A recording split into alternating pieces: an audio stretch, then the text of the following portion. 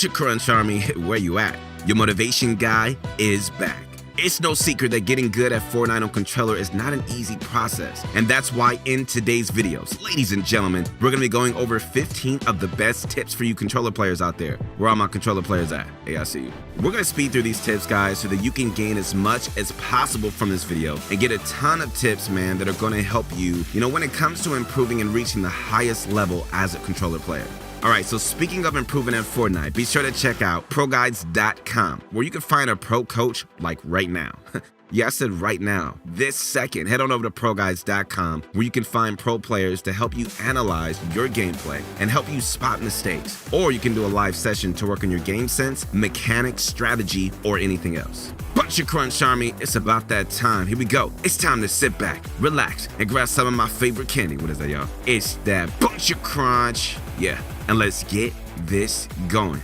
When it comes to finding your dead zones on controller, start by setting it to 15% on each axis. Then slowly bring it down until you start to feel stick drift. Basically, your controller moving on its own or, moving more than it's supposed to. Set your dead zones to, 1 to 3% above that point, and then you're gonna have the perfect dead zones. Basically, you're gonna be low enough where your controller is super responsive, but high enough where it's not too responsive and doesn't move on its own. On controller, man, try to implement a more smooth play style instead of just being fast and flicky. With controller sticks, it's simply so much more consistent to move slower and be more precise about your movements. On joysticks, it's just so much harder to be fast and flicky, which is why when you watch pretty much any controller pro, you're gonna notice their mechanics look more smooth as opposed to fast, and they tend to move their crosshair a bit slower in favor of precision. So try to implement that into your own gameplay and just really see how it goes. Okay guys, so another huge tip for controller players is you gotta ADS when you're taking your shot. It reduces your sensitivity, allowing you to be more precise, reduces your bullet spread, and makes it easier to hit your target directly. So if you haven't already, guys, try and build that habit. When it comes to being as good as possible on controller, try and consider ordering some controller paddles like a scuff controller or a strike pack, which you can just simply attach to your controller, or using the claw grip, which allows you to do so many more actions at one time. Both of these will help you improve your mechanics to a whole nother level and will seriously make a huge difference if you practice enough. Since controller quite obviously has aim assist, one of the best methods to practice your aim on controller is by doing some aim duels against another player. Since you're up against an actual person, your aim assist will work so you're able to practice the mechanics of that, along with your general click timing or tracking aim. To do some aim duels, we recommend checking out Raiders 464's aim duel map. Alright, 8595 7789 7339, which you can customize a ton and just use one of many different maps and many different weapons. So be sure to check that out as soon as possible. Alright guys, so double edit binds. On controller, we strongly recommend setting up double edit binds so you can just edit as fast as possible. So a few good combinations are pressing your left and right joysticks, a joystick and L2, or even another button if you play claw, or a paddle if you have them. You can set up double binds by simply just setting one edit bind on your building and combat sections and setting the other bind for your editing section in your bind settings. Alright guys, so another huge tip for controller players, since you can't be quite as precise, is to practice your awkward edits in creative. Awkward edits are basically edits from weird angles, like editing from a box away or when you're stuck up against a wall. So practicing awkward edits as opposed to your usual edit courses and free building will help you dramatically when trying to improve your editing on controller.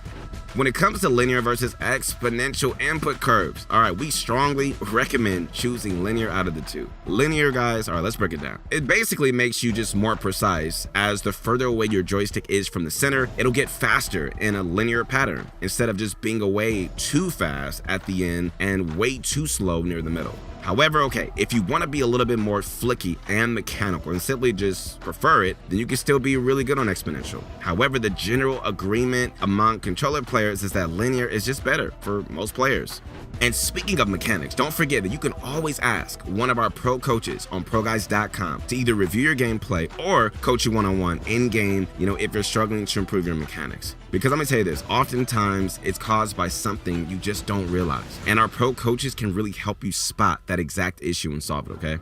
Aiming on controller is obviously way different than mouse and keyboard. On mouse and keyboard, I mean, you could usually get away with just trying to flick or look flashy, but on controller, especially if you play on linear like we recommend, precision is going to be critical in close range. That's where trigger discipline really comes in. Like, what I want you guys to start doing whenever you're in a box with someone is take a few extra milliseconds to just line up your shot on your opponent's head instead of just firing the instant you see them. This extra bit of time, to line up your shot can easily turn a 30 damage shot into a 200 one. So keep your trigger discipline, okay? And just don't, opt to take a shot when you know it's not optimal. So finding your perfect sensitivity on controller, it's gonna save you a lot of hassle really in the long run. So starting early and finding it now is the best idea. So what we recommend doing is starting your sensitivity at 40% X and Y and simply just adjusting up or down depending on what you like. Spend a bit doing this, adjusting it up and down as you feel fit, and you should be able to just define a good sensitivity nice and super quick, all right? So the same thing goes for your ADS sensitivity, which we recommend starting at 12% X and Y, and your building and editing sensitivities, which you should both start at 2.0X. Another tip that's really gonna help you guys tremendously in box fights is to start using cones instead of ramps. Okay, so if you place a cone in an opponent's box in sort of a mongrel classic, kind of way, they're gonna be super exposed and you'll be able to just simply peek and just clean up the kill that way. This is a super easy and really effective way to get kills quickly, and that mixed with other close range tips that we've discussed in this video, along with the good old aim assist, it's gonna make for a deadly combo. So on controller in Fortnite, playing from a distance and close range fights as well is gonna help you guys a lot. Like if you're up close and personal, you're gonna have to make much more mechanical plays, right? And that's often a weak point of controller players.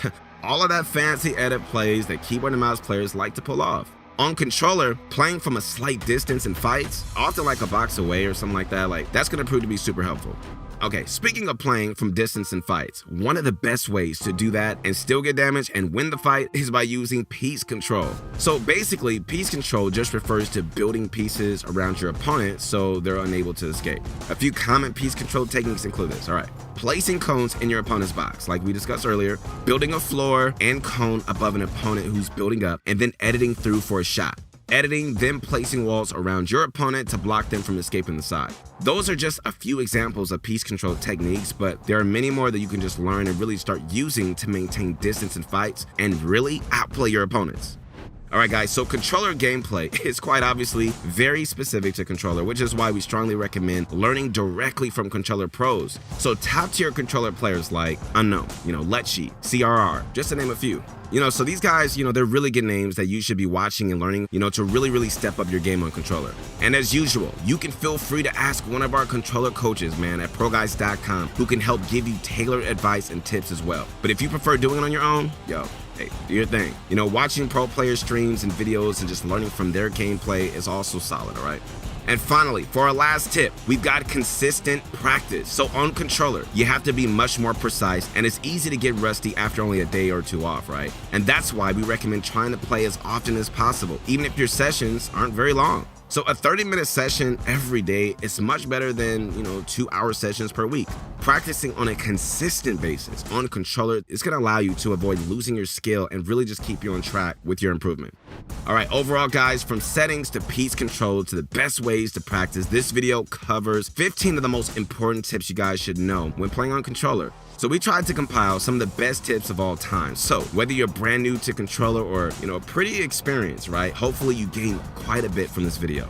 All right, guys, once again, it's your motivation guy. That's right, your friend, the one and only Keith Allen. So if you guys enjoyed this video, you want to see more of the best tips and tricks content on YouTube, be sure to drop a like and sub to the channel. And once again, be sure to check out ProGuides.com so you can find your coach. Also, feel free to check out our ProGuides community Discord, man. It is really cool. We got some great people. We got a big family, all right? It's down in the description if you want a nice place to just hang out, all right? And really, you can also find teammates and enter into giveaways. And bunch of crunch, Army. Keep eating that bunch of crunch, and let's get this going.